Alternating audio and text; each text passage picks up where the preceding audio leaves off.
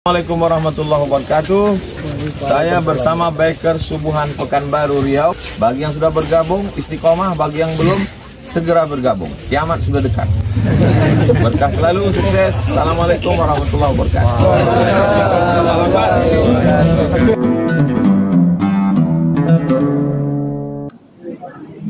Tema kita pada pertemuan sebelum ini ada dua tema besar, dua tatap muka sebelum ini. Yang pertama, syurutu wujubis shalah, syarat wajib salat. Itu dah kita bahas. Siapa yang wajib melaksanakan salat? Siapa dia? Orangnya beragama Islam. Orangnya sudah balik. Orangnya berakal. Itu yang ringan-ringannya tuh. Kemudian yang kedua kita udah bahas juga syurutu sihhatis shalah, syarat sah salat. Nah, syarat sah salat ini apa saja? Dilaksanakan pada waktunya, baru sah salat. Orang yang wajib salat tadi, supaya sah salatnya, salatnya harus di waktu. Di luar waktu enggak sah. Yang kedua, suci dari hadas besar dan kecil. Dia tidak dalam keadaan haid, tidak dalam keadaan nifas, dia tidak dalam keadaan junub. Dia pastikan dia suci dari hadas besar atau suci dari hadas kecil. Dalam keadaan telah berwudu. Kalau batal wudunya disebabkan buang angin, maka dia sedang tidak suci dari hadas kecil. Tapi kalau dia lakukan wudu, maka dia sudah mengangkat hadas kecil. Maka niat wudu itu li raf'il hadatsil asghari. Sengaja aku berwudu untuk mengangkat hadas kecil. Nah, kalau sudah diangkat, maka sah salatnya nanti. Yang ketiga, orang yang mau melaksanakan salat ini, dia pastikan sebelum salat itu dia mesti suci badan, pakaian, tempat sholat dari najis. Dirinya suci dari hadas besar dan kecil. Fisik badan dan pakaian tempat sholatnya suci dari najis. Itu harus terpenuhi sebelum sholat. Kalau belum terpenuhi itu sholat dia, maka sholat enggak sah. Maka disebut syarat sah sholat. Yang keempat, menutup aurat. Dan yang kelima kita bahas kemarin itu menghadap kiblat. Nah, itu pertemuan tiga kali itu sudah. Kemudian sudah kita bahas juga tentang arkanus shalah, rukun salat. Rukun salat yang kita bahas ini kan ada perbedaan antara mazhab Hanafi dengan mazhab Syafi'i, Maliki juga Hambali, tapi paling tidak kalau kita mengambil Syafi'i saja karena memang kita bermazhab Syafi'i, maka kita sudah bahas mazhab Syafi'i itu menjelaskan tentang bahwa rukun salatnya itu ada 13. Apa saja dia? Niat.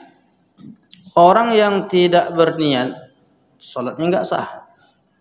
Dia pasangkan niat di dalam takbir. Begitu dalam mazhab Syafi'i. Memang disunnahkan sebelum takbir. Usolli fardul isya'i itu sunat. Tapi waktu takbir pasangkan lagi Allahu Akbar. Yang dipasangkan itu seperti yang kita bahas sebelum ini ada 4. Sengaja aku sholat isya sebagai makmum. Itu yang wajibnya itu. Harus ada 4 itu di dalam hati kita. Kemudian kita sudah bahas juga takbiratul ihramnya. Takbiratul ihram mesti diungkapkan di memulai salat, sebab kalau orang tidak takbiratul ihram dia meninggalkan rukun. Termasuk orang yang datang terlambat. Kalau dia dapati imam dalam keadaan sujud, dia wajib takbiratul ihram dulu. Baru dia sujud.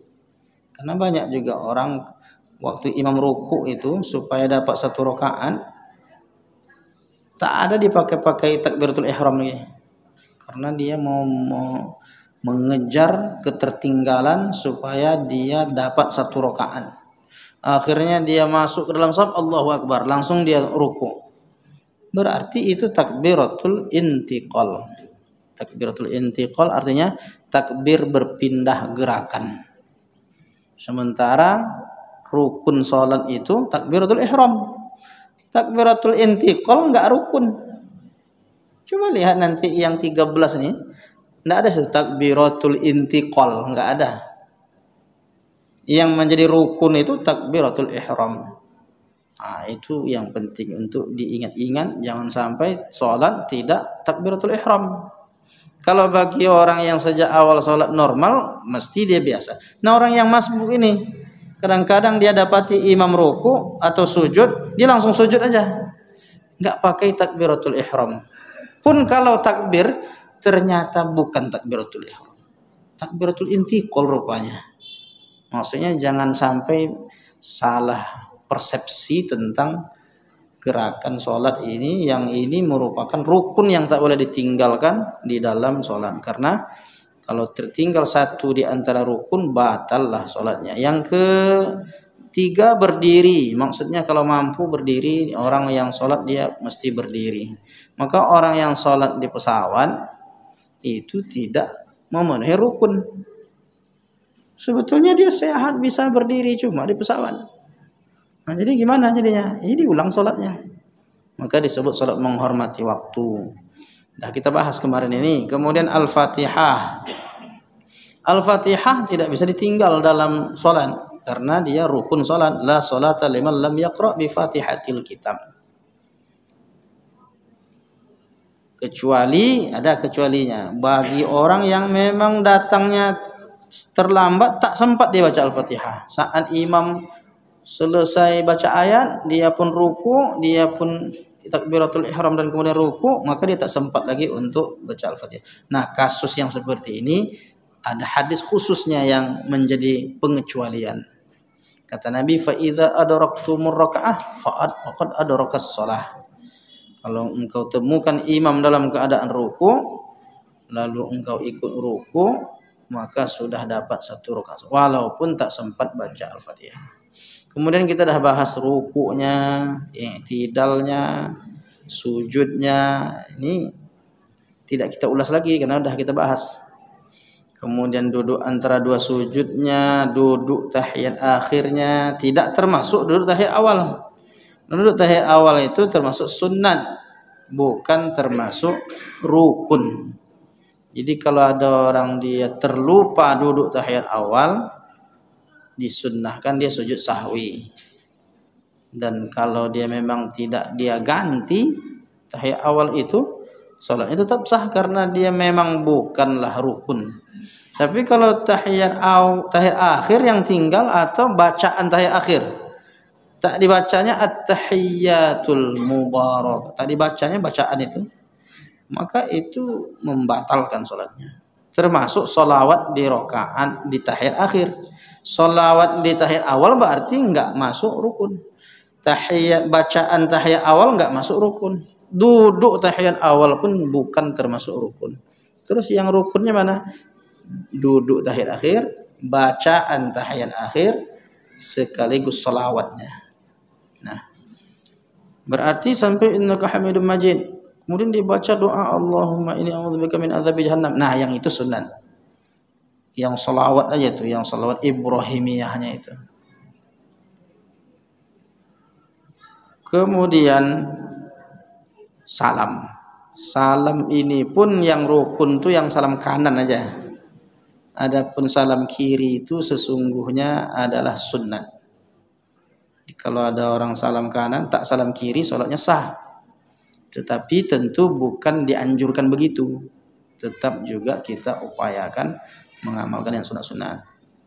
Ini artinya batasan-batasan yang disebut rukun, yang kalau sudah terpenuhi rukun sah, tinggal rukun batal. Kalau sunat tinggal nggak batal. Kalau rukun yang tinggal batal sholatnya. Nah, inilah yang ke-12. Yang ke-13-nya tertib. Tertib ini berurutan.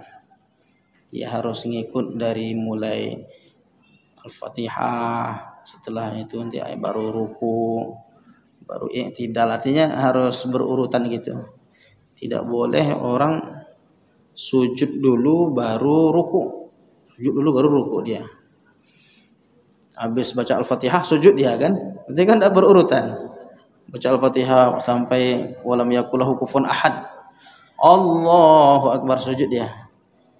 Habis itu Allahu Akbar, ruku dia. Berarti kan terbalik-balik. Dia mesti berurutan. Itu yang disebut dengan tertib. Selesai pembahasan kita pada pertemuan yang lalu. Nah, kemudian sebelum kita masuk, ini ada hubungannya dengan materi yang kita bahas ini adalah hal-hal yang membatalkan sholat. Jadi udah 4 materi besar ini. Syarat wajib sholat, syarat sah sholat, rukun sholat. Yang malam ini hal-hal yang membatalkan sholat. 4 poin judul besar yang mau kita bahas yang keempatnya pada malam hari ini. Nah, sebelum masuk ke materi ini, menginformasikan informasi pembangunan masjid kita. Beberapa waktu yang lalu kita sudah sampaikan juga sekilas bahwa masjid kita di pondok pesantren kita ini sudah dibuat dak-daknya untuk lantai atas, dan ini nanti tempat anak menghafal Quran nih di atas nih. Dibuat kamar-kamar khususnya, ruang-ruang khusus, memang serius menghafal Qurannya, fokus. Kalau perlu suatu saat ada AC-nya sedikit. Takut tapi tidur bawaannya nanti. Menghafal atau tidur nanti, tapi kita upayakan. Nah, sekarang kondisi anak-anak itu gimana dia? Ini macam mana lah dia mau masuk ke masjid panas-panas tuh. Sekarang nih anak-anak sedang ujian. Di asrama tuh nggak bisa ujian, karena ujian kan harus berjarak. Terpaksa lah di lapangan tuh ujiannya. Sementara ini seperti itulah keadaannya. Ya, sholat pun belum bisa. Sholat masih ini sholat maghrib nih beberapa hari lalu, masih sholat di lapangan itulah dia. Tapi kalau jadi masjid itu nanti, insya Allah itu akan menjadi maslahatnya lebih besar. Nah, kita yang berpartisipasi maslahatnya lebih besar insya Allah. Nah, jadi program kita supaya nanti maksimal ini tempat lantai atasnya itu, karena tiang-tiangnya belum ada. Mau kita buat tiang, udah kita itu ada tiang-tiangnya nanti. Setelah itu balok-balok tiangnya. Setelah itu baru atap dan kubahnya. Ini yang sedang kita rencanakan, program wakaf tiang. Jadi kalau ada jamaah berwakaf tiang dan balok, ini kesempatan baik juga. Jadi siapkan tiangnya, kemudian baloknya, dibuat ruang-ruang di situ, di teras-teras, di atasnya, di atas teras berarti. Dibuat ruang-ruang belajar khusus untuk menghafal Quran dan dirosah Islamiyahnya. Jadi bagaimana perhitungannya? Udah dihitung-hitung dengan tukang, butuh 48 tiang.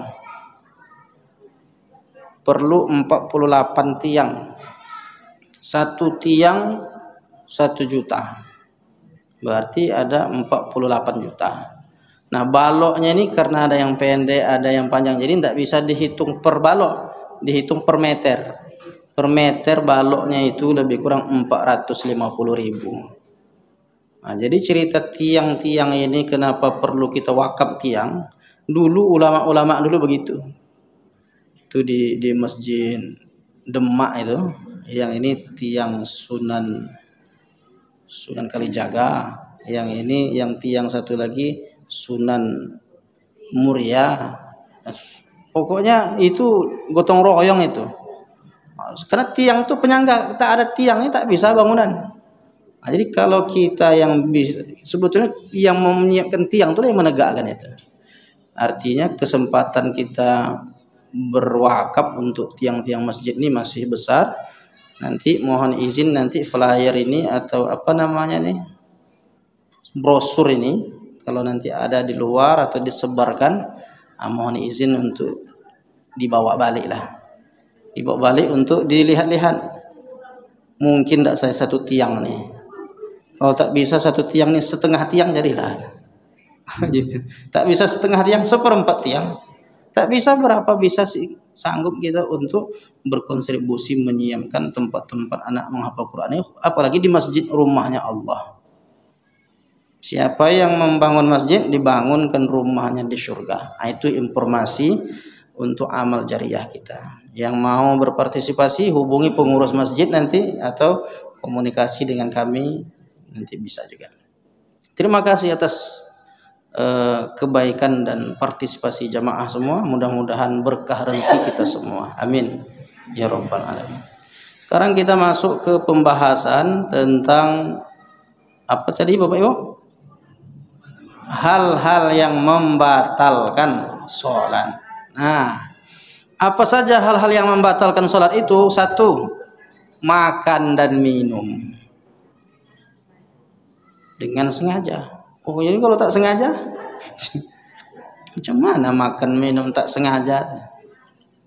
Tetelan.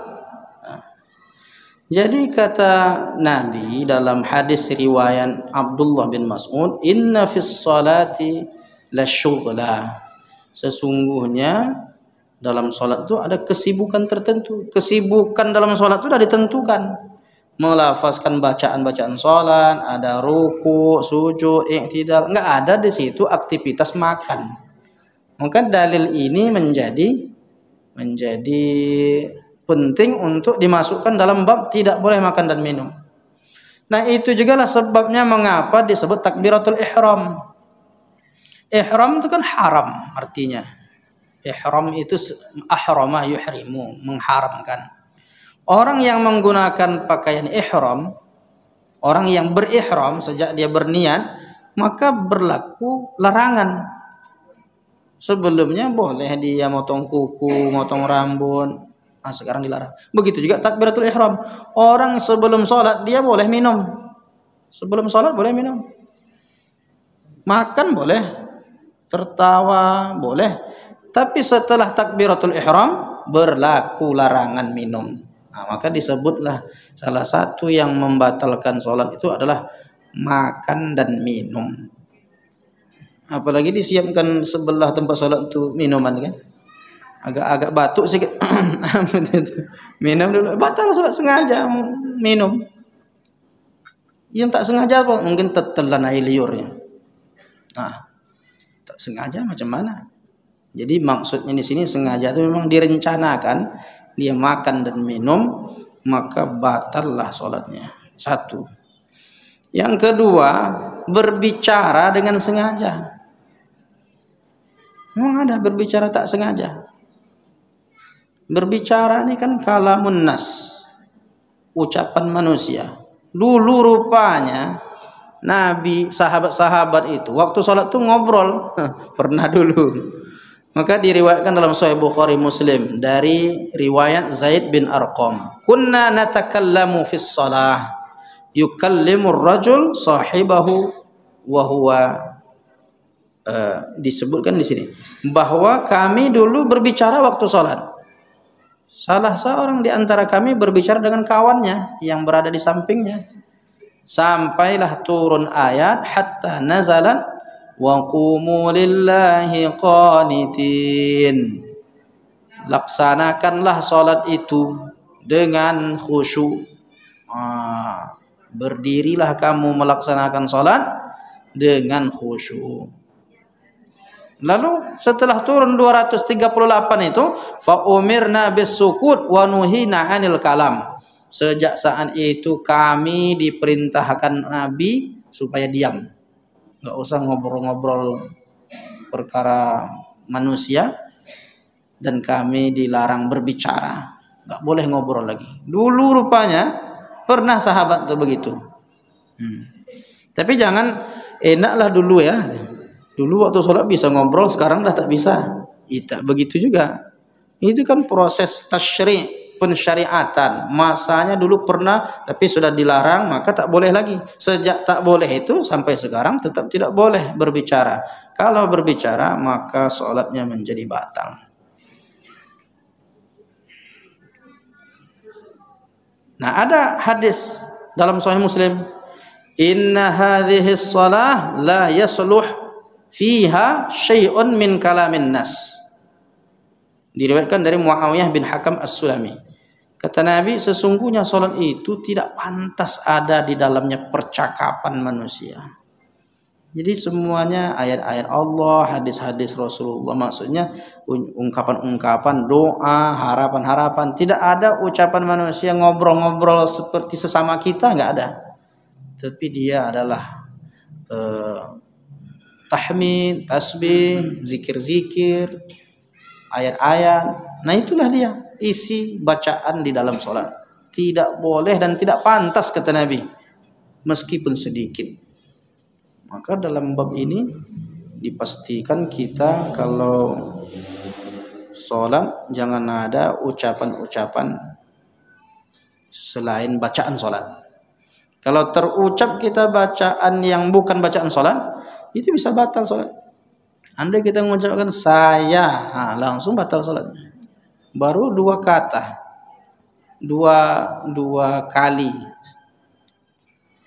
Jadi apalagi sampai beberapa kata. Satu kata saya aja, saya makan, atau saya pergi misalnya, atau apalah kalimat yang bukan bahasa Arab. Ada pengecualian kalau kalimat yang diungkapkan itu tidak sengaja, tetapi dia masih berbahasa Arab. Di situ ada ikhtilafnya. Ya, ulama mengatakan andai orang udah refleks dia, andai, ini kan berandai, dia dah biasa kalau ada orang bersin tuh dia refleks menyebut yarhamukallah. Kawan ini bersin refleks juga nyebut alhamdulillah. Kan memang begitu kata Nabi. Apabila seseorang bersin, hendaklah dia menyebut alhamdulillah. Dan orang yang mendengarkannya hendaklah dia mendoakan yarhamukallah. Bersin Hashim katanya alhamdulillah. Dia kan masih bahasa Arab kan. Kawannya refleks yarhamukallah. Dibalasnya yahdikumullah. Membalaslah dia dalam sholat. Apakah sholatnya batal? Selagi dia masih berbahasa Arab dan apalagi mengandung doa. Kan doa tuh yarhamukallah. Sebahagian ulama mengatakan kalau konteksnya seperti itu memang tidak sengaja juga, dia tidak merencanakan, tapi karena dah terbiasa ungkapan-ungkapan yang baik. Bahkan yang kita khawatirkan tuh terbiasa mencarut-carut. Pas di sholat terjadi sesuatu mencarut dia. Habislah sudah, batal sholatnya. Nah ini poin kedua. Yang ketiga, apa hal yang membatalkan sholat? Meninggalkan salah satu rukun atau syarat sholat. Yang kita bahas sebelumnya, rukun sholat yang 13 tuh. Tinggal salah satu dari yang 13 itu, batal sholat. Atau tidak terpenuhi syarat. Apa syaratnya kemarin tuh, syarat sah sholat tuh? Masuk waktunya, ya cuci dari hadas besar kecil. Tak terpenuhi ya sholatnya. Sholat dia tak sah sholatnya. Batal sholatnya. Jadi sebetulnya sederhananya ada ulama mengatakan ini, apa yang dimaksud dengan hal-hal yang membatalkan sholat? Kan judulnya hal-hal yang membatalkan sholat. Apa maksud dari hal-hal yang membatalkan sholat? Jawabannya ini, hal-hal yang membatalkan sholat adalah hal-hal yang tidak terpenuhi dari rukun dan syarat sholat. Orang yang tidak memenuhi rukun, salah satu dari rukun atau salah satu dari syarat sholat, baik syarat wajib maupun syarat sah. Kalau cuma sekedar itu sudah selesai kajiannya nih. Apa judulnya malam ini di Masjid Nurul Yakin? Hal-hal yang membatalkan sholat. Apa maksudnya itu? Hal-hal yang tidak terpenuhi pada rukun sholat atau syarat sholat, baik syarat sah sholat maupun syarat wajib sholat. Kalau udah ngaji kan paham ya. Tapi kalau maksud syarat wajib itu apa pula katanya? Maksud syarat sah itu seperti apa pula? Makanya kalau kita sudah sampai pemahaman ini kita pun dah tahu nih, tergambar lah paling tidak. Oh, ini berarti selagi tidak terpenuhi rukun, tak terpenuhi syarat, maka sholat yang dilakukan itu tidak sah. Bahkan salah satu rukun itu yang include di dalam ruku, i'tidal, sujud, itu yang disebut dengan tuma'ninah. Yang hadisnya panjang tapi ini cuplikannya. Waktu Nabi masuk ke masjid, datang seseorang, sholat dia, lalu kata Nabi, irji, setelah sholat, ulang sholatmu, engkau belum sholat. Diulangnya lagi 2 kali. Irji, ulang lagi, engkau belum sholat. Ulang sampai 3 kali. Ulangi lagi sholatmu, engkau belum sholat. Lalu apa kata sahabat ini? Ma uhsinu ghairahu. Aku tidak bisa sholat lebih baik dari sholat yang kulakukan ini. Fa'allimni, tolong ajari aku supaya sholat ini tak perlu diulang lagi. Lalu kata Nabi, kalau engkau mau laksanakan sholat, maka caranya adalah engkau begini-begini, berniat, bertakbiratul ihram, baca Al-Fatihah, baca ayat. Kemudian rukuklah engkau sampai rukukmu dalam keadaan tuma'ninah. Mengapa sahabat ini disuruh ulang sholatnya? Dia enggak tuma'ninah. Allahu Akbar, sami Allah, enggak sempat diam sejenak. Tuma'ninah itu kan tenang. Allahu Akbar, tuma'ninah. Seminim-minim tuma'ninah, kalau penjelasan para ulama, membaca tasbih sekali. Subhana rabbiyal azimi wa bihamdi, itu seminim-minimnya. Ini sekali tasbih pun tak sampai. Subha sami Allah. Allah bersubha sami Allah, itu. Berarti dia enggak tuma'ninah. Nah, itu yang terjadi di masa Nabi, yang oleh Nabi, irji fasalli innaka lam tusalli fa innaka lam tusalli. Engkau belum melaksanakan salat. Jadi kalau orang meninggalkan tuma'ninah, meninggalkan rukun itu, berarti dia otomatis sudah batal salatnya. Yang keempat, banyak melakukan gerakan. Ini problem nih. Gerakan ini banyak orang buat gerakan-gerakan baru nampaknya dalam sholat ini. Zaman sekarang aja, dulu orang sangat tertib sholatnya itu, tenang, Allahu Akbar, hati-hati betul. Kalaupun dia menggaru, dia memang betul-betul pelan-pelan upayakan. Sekarang orang garu, ini udah batal nih kalau ini disebut gerakan besar. Tapi kalau dia di mana titiknya, nah dia garu di situ sampai hilang, tak apa-apa, karena itu bukan gerakan besar. Ya ada orang garunya terlalu semangat dia, itu bisa membatalkan. Itu gerakan yang disebut membatalkan sholat. Maka disebut uskunu fis shalah, berlaku tenanglah dalam sholat, tenang. Kadang-kadang juga hal-halnya nampaknya remeh, seperti orang bangun dari ruku. Tadi mana nampak ada orang sholat? Mohon maaf, dipraktek sedikit. Sami'a Allahu liman hamidah. Ayun-ayun tangannya itu. Itu kalau udah 3 kali udah putus tuh dah. Udah tak disebut sholat lagi, itu udah gerakan besar tuh. Ada yang begitu Pak Ibu? Kasih tahu nanti dia tuh. Suruh itu ulang lagi sholat itu, batal sholatnya itu. Ada pula yang takbir Allah. Wah, cuman apa? Takbir dah masuk dalam sholat itu. Goyang-goyang lah siku-sikunya ke belakang. Rupanya setelah dicek, rupanya guru senam dia. Terbawa-bawa dia rupanya. Jadi jangan sampai itu terjadi dalam masalah gerakan-gerakan sholat. Nah, berarti gerakan yang sedikit tadi itu enggak batalkan. Kalau sempat gerakan yang sedikit itu batal, berarti dia bergerak-gerak gini batal.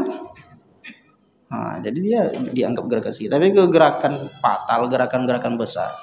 Ada gerakan sekali justru dia membatalkan, tidak nunggu 3 kali.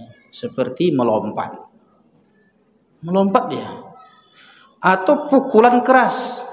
Entah siapa yang dipukulnya, pokoknya sekali pukul, itu batal, pukulan keras. Tapi kalau pukulannya nyamuk tuh, dia dihitung satu. Kalau dia memukul seperti apa, mungkin menganiaya sesuatu umpamanya, itu bisa membatalkan. Sekali aja sudah dianggap membatalkan. Ini tentang melakukan gerakan sholat. Nah, yang membatalkan lagi itu jika gerakannya itu mutawaliyat, berturut-turut. Jadi kalau melangkah dia berturut-turut 3 kali, ini batal. Ini supaya tidak berturut-turut, dia berhenti sejenak, langkah lagi, langkah. Kalau imamnya umpamanya batal, yang depan itu melangkahnya juga harus hati-hati dia. Paling banyak 3 kali. Kalau langkah masuk 4 kali tidak berturut-turut, maka membatalkan sholat. Kemudian yang kelima, al-qahqatu, tertawa. Al-qahqatu tanqudus shalah wa la tanqudul wudu. Tertawa itu membatalkan sholat, tapi tidak membatalkan wudu.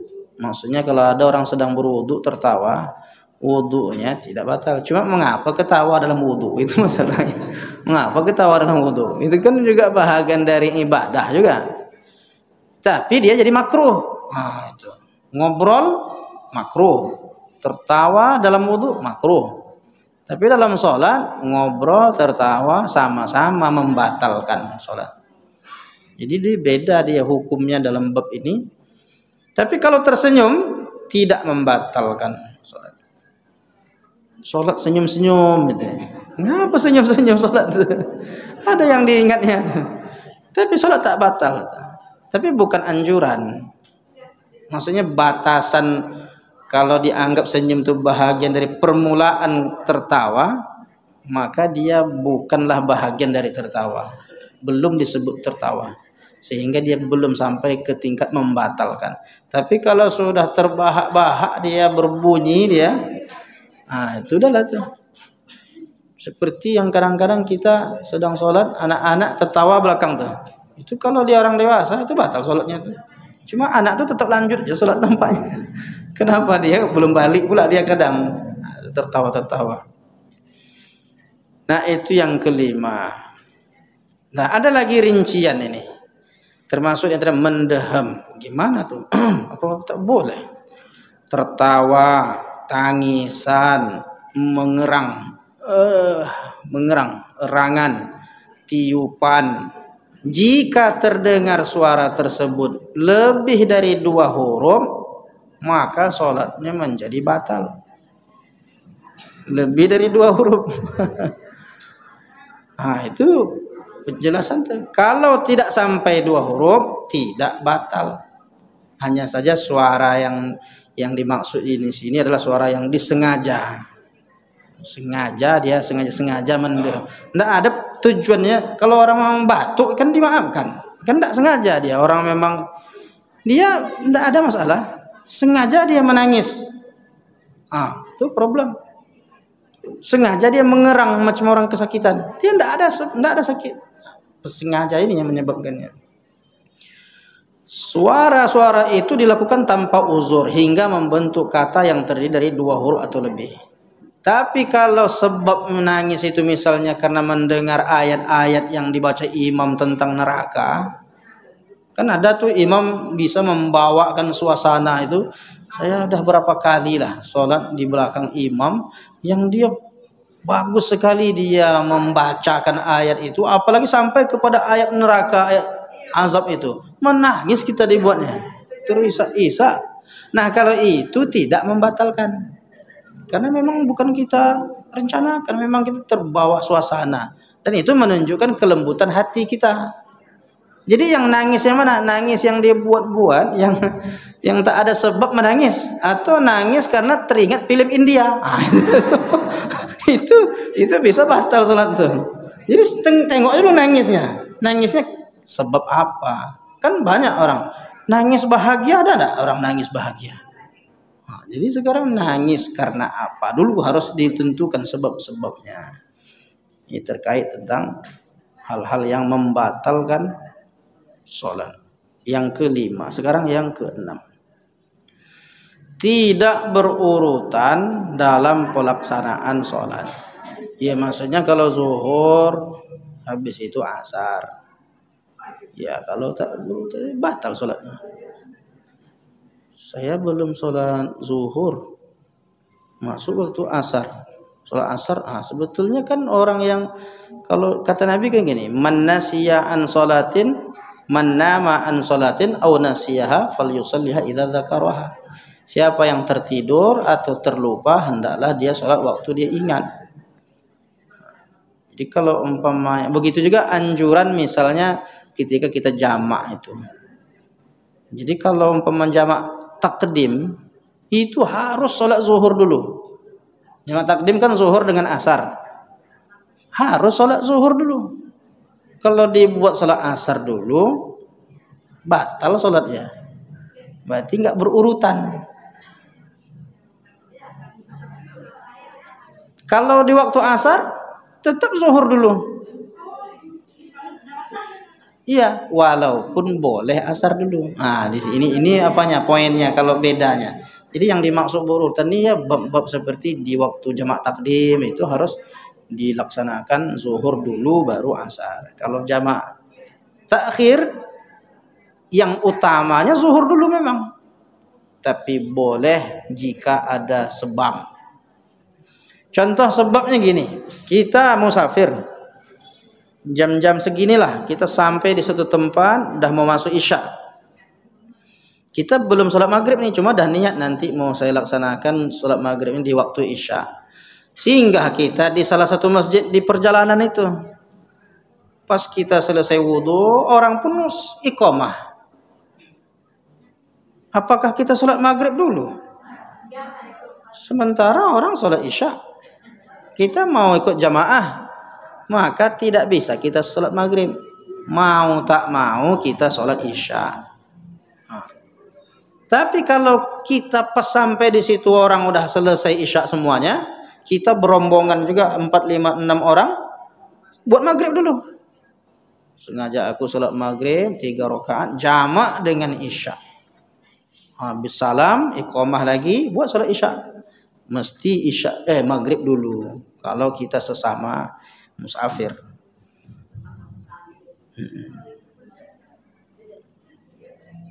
Nah kalau zuhur asar udah jelas bisa kita buat zuhur dulu. Walaupun imamnya asar, kita bisa buat zuhur dulu. Kalau kita musafir nih, zuhur kita tangguhkan, nantilah ya Allah saya mau sholat zuhurnya nanti digabung dengan waktu asar.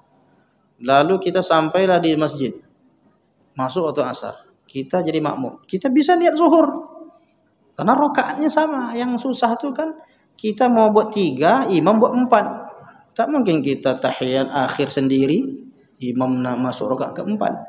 Nah, itu membedakan. Itu yang ke-6. Sekarang yang ke-7, tidak menghadap kiblat.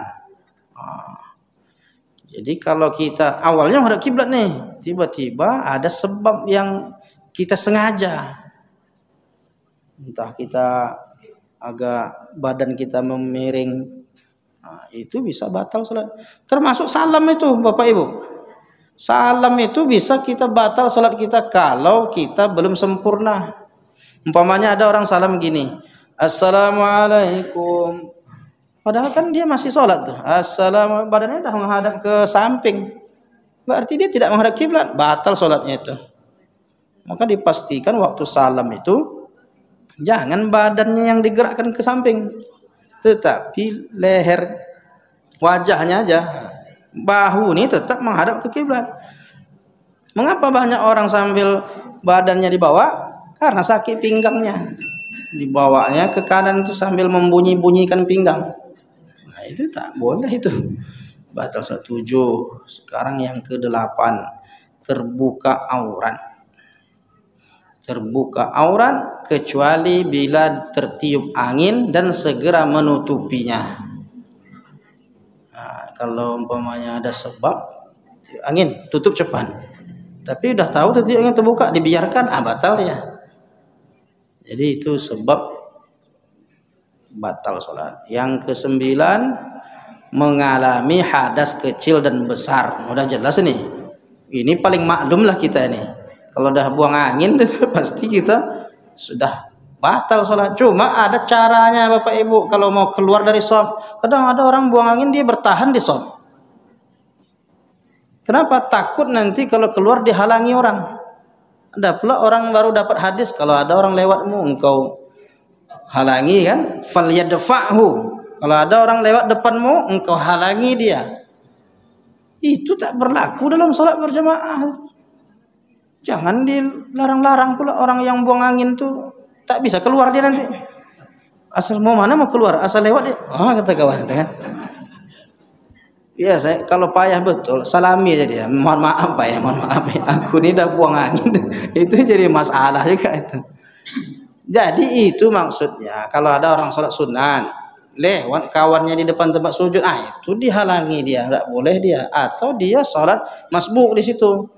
Ada kawannya lewat bisa, tapi kalau sholat berjamaah udah ramai-ramai begitu, itu enggak perlu dilarangi, bahkan dihalangi, bahkan diberi kesempatan dia untuk keluar dari shom karena dia sudah mengalami hadas.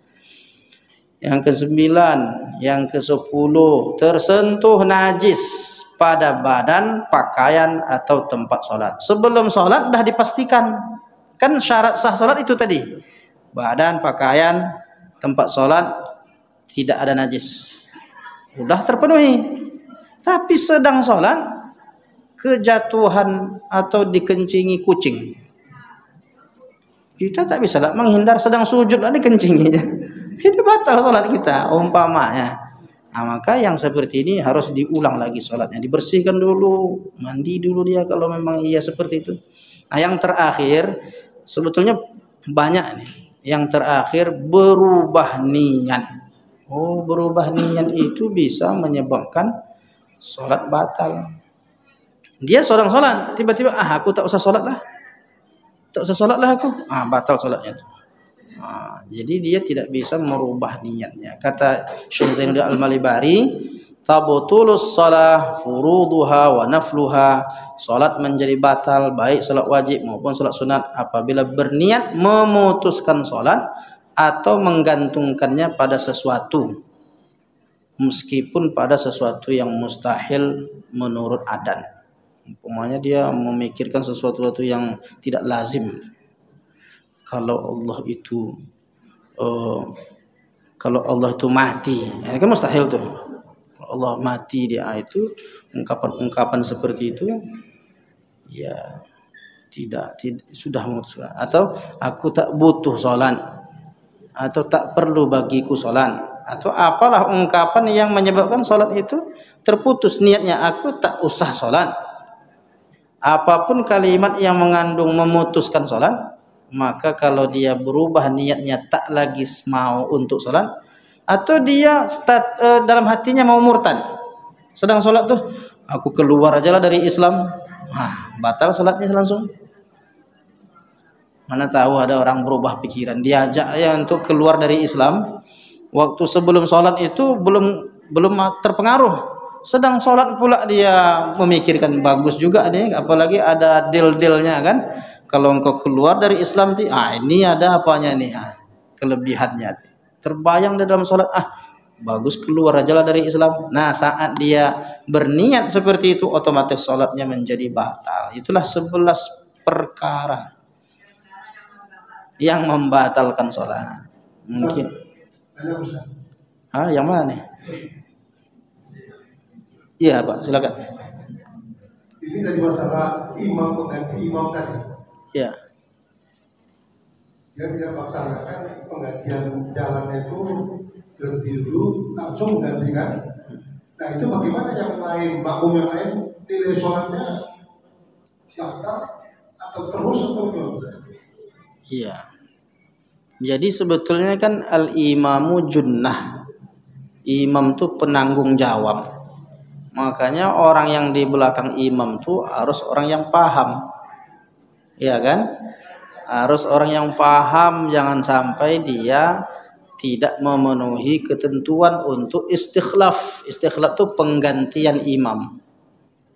Termasuk bacaannya, hafalannya, termasuk hal-hal yang batal atau tidaknya dia tahu. Tapi biasanya kalau udah sampai begini, takut orang belakang imam tuh jadinya. Habis ini malah aku belakang imam ini berat tanggung jawabnya. Tapi paling tidak yang fikih-fikih dasar tuh harus tahu. Maka tanggung jawablah sebanyak ini jemaahnya umpamanya kan. Maka itu tanggung jawab imam. Oleh karena itu jangan sampai tidak diketahui bahwa ini menyebabkan sholat batal. Mesti kalau sudah tahu jelas begitu, bagus sholat dari awal lagi itu. Diulang lagi dari awal, daripada nanti itu batal jadinya. Lalu dia bertanggung jawab untuk sekian banyak orang. Itu Pak ya. Itu tentang masalah menggantikan tadi. Ya Bu. Waalaikumsalam warahmatullahi wabarakatuh.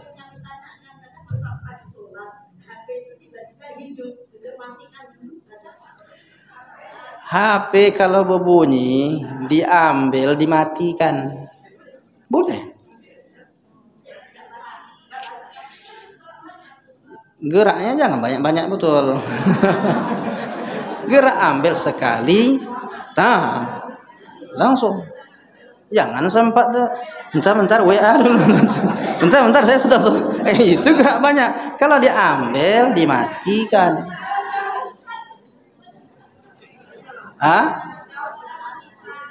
Ambil sekali, ambil 2 kali, matikan. Gerak sedikit, tak terhitung 3. Gerak sedikit. Jadi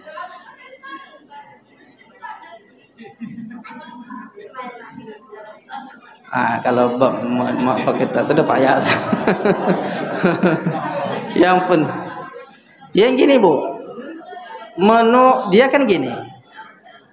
Dia kalau sampai menyebabkan terganggu orang banyak, ya itu kan bisa fatal tuh. Apalagi sempat ada di dalam tuh lagu Jatuh Bangun Aku tuh. Itu jatuh bangun. Pikiran orang tak kemana, lagu dangdut, lagu apa. Jadi itu merusak semua yang sedang sholat itu. Maka solusinya gini Bu. Ibu tanya dalilnya kan, boleh atau tidak gitu.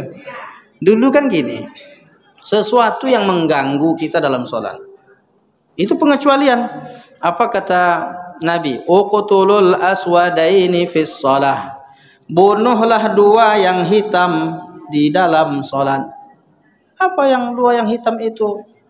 Al-hayyah, al-aqrab, kalajengking dan ular. Jadi kalau fis shalah di dalam sholat. Kira-kira kalau membunuh kalajengking itu berapa kali gerakan agaknya itu? Iya kan? Bisa lanjutkan sholat lagi. Kenapa? Dia membahayakan. Jadi semua yang hitam-hitam, kebetulan HP-nya hitam. Inilah masa saya membunuh HP ini. Inilah masa saya membunuh HP ini.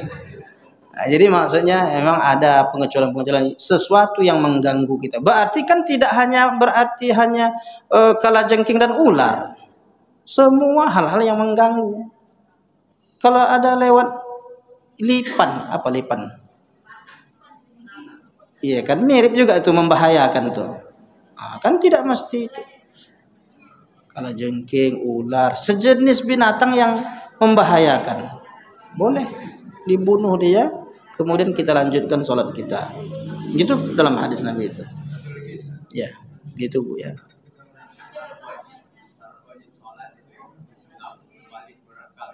Ya.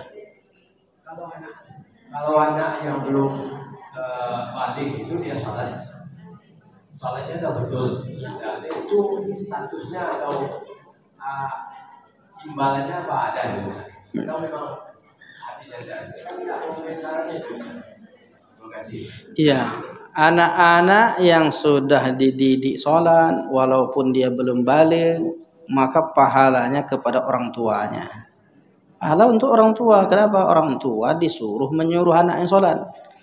Kata Nabi, muru auladakum bis shalah. Suruhlah anak-anakmu untuk sholat. Wahum abna'u sab'i sinin, saat umurnya 7 tahun. diperintahkan oleh orang tua tuh sholat, anak tuh ada pahala anaknya, orang tuanya. Sementara anaknya bagus, jadi terdidik dia. Jadi tidak pahalanya ke orang tua karena perintah. Betul. Kan itu kata orang tua kita dulu kan Pak ya. Ayo itu pahala untuk orang tua nih katanya. Gitu karena diperintahkan seperti itu. Wallahu a'lam. Sudah dulu nampaknya kajian kita agak padat memang kajian kita hari ini karena 11 poin kan. Tapi insyaallah kita lanjutkan lagi nanti pendalamannya di lain kesempatan. Mudah-mudahan waktu yang singkat ini bermanfaat untuk mengaji dan bisa menambah wawasan kita dan tetap semangat untuk menggali ilmu, mengikuti kajian-kajian keislaman. Semakin kita kaji, semakin jelas kita dalil-dalilnya, maka kita pun semakin yakin yang kita lakukan ini ada dasar-dasarnya. Wala taqfu ma laisa laka bihi ilmun. Begitu kata Allah Al-Qur'an. Melakukan sesuatu ada dasar-dasarnya yang bisa kita ketahui, tentu dengan ikut pengajian seperti ini. Barakallahu fikum jami'ah. Mudah-mudahan berkah semuanya ini. Kita cukupkan dengan alhamdulillahirabbil alamin. Subhanakallahumma bihamdika asyhadu an la ilaha illa anta astaghfiruka wa atubu ilaik. Wassalamualaikum warahmatullahi wabarakatuh.